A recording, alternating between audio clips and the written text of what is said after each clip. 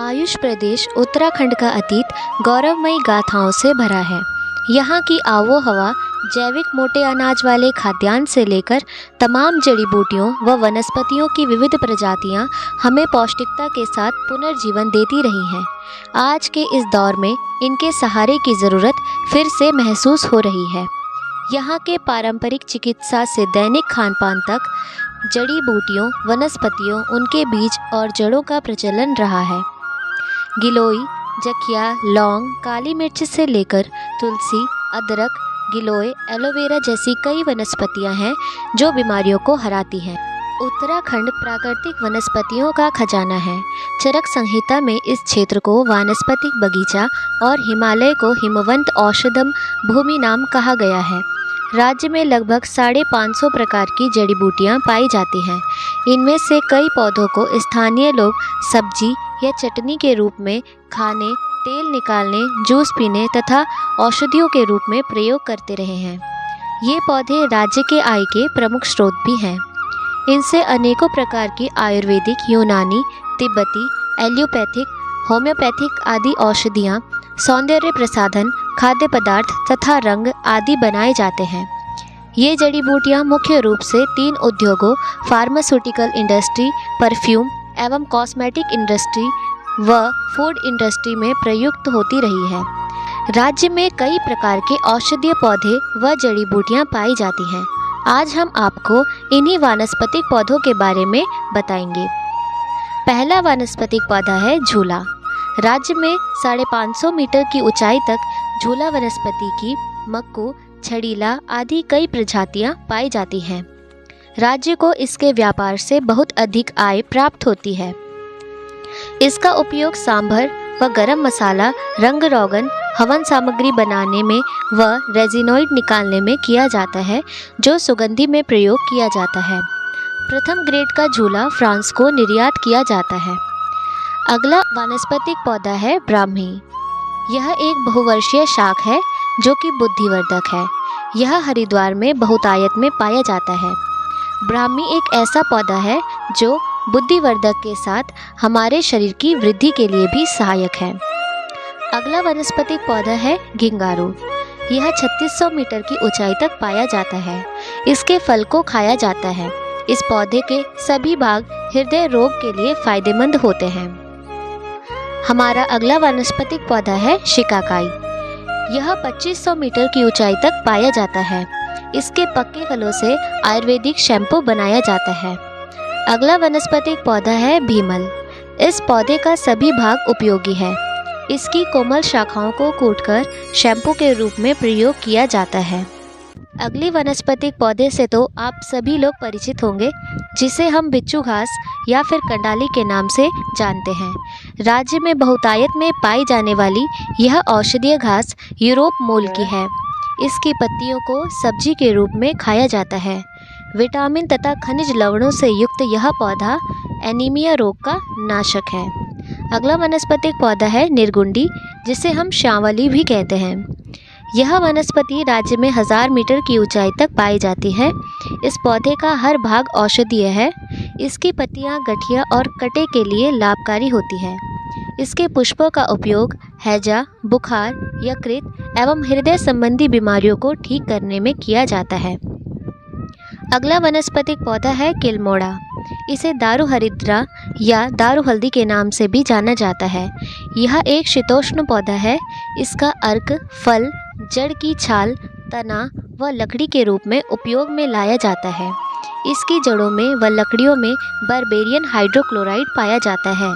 इसका रसोद आँखों के रोगोपचार में प्रयोग किया जाता है। यह पौधा वन्य जीव अधिनियम की प्रथम श्रेणी में रखा गया है।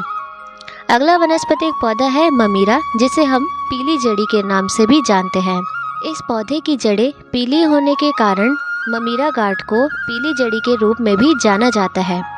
इसकी जड़ों से बना सूरमा आँखों के लिए उपयोगी होता है। इसकी जड़ें टॉनिक के रूप में भी प्रयोग की जाती हैं। अगला औषधीय पौधा है अमेश। इसे हिपोपी नाम से भी जानते हैं। इसमें राज्य के अन्य पौधों की अपेक्षा अधिक मात्रा में कैल्शियम, फास्फोरस और लौह तत्व मिलते हैं। इसका उपयोग दवा से लेकर सौंदर्य प्रसाधन तथा टॉनिक के रूप में किया जाता है। इसकी जड़ें मिट्टी में नाइट्रोजन को स्थिर करती हैं। अभी तक इसके फलों को स्थानीय लोगों द्वारा केवल चटनी बनाने व टमाटर के विकल्प के रूप में प्रयोग किया जाता रहा है, लेकिन अब राज्य सरकार ने इसका व्यावसायिक उपयोग शुरू कर दिया है। चीन इसके निर्यात से 50 करोड़ डॉलर पैदा करता है। अगला औषधीय पौधा है धुनेर। यह पौधा लगभग 2000 मीटर की ऊंचाई तक पाया जाता है, जो कि टेक्सास प्रजाति का पौधा है। अभी हाल ही में अमेरिका में इस प्रजाति के पौधे से कैंसर के इलाज के लिए टैक्सोल नामक रसायन प्राप्त किया गया है।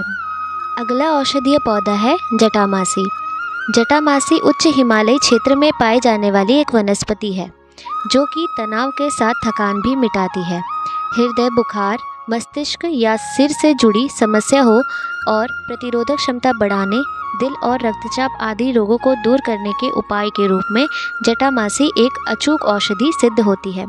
जटामासी सहपुष्पी औषधीय पौधा है, जिसका प्रयोग तीखे महक वाला इत्र बनाने के लिए भी किया जाता है।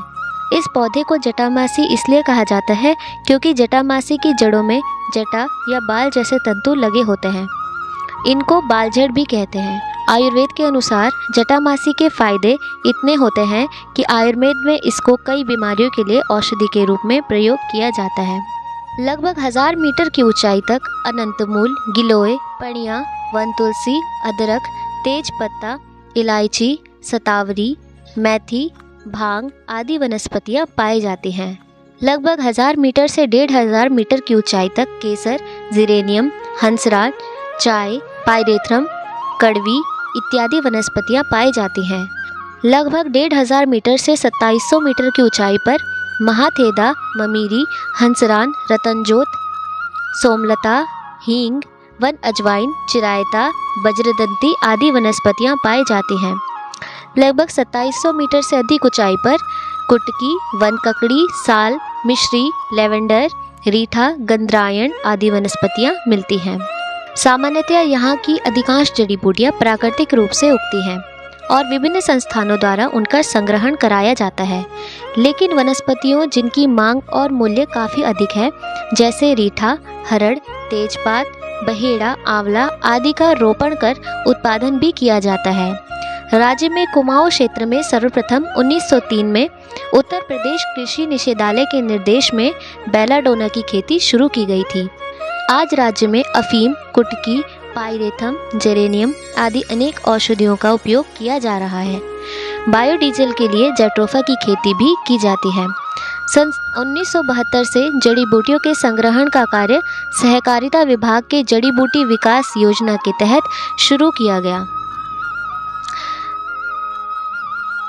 राज्य में औषधीय पदार्थों का संग्रहण वन प्रबंधन अधिनियम 1982 के तहत किया जाता है। इस अधिनियम के तहत राज्य की 114 जड़ी बूटियां प्रतिबंधित हैं।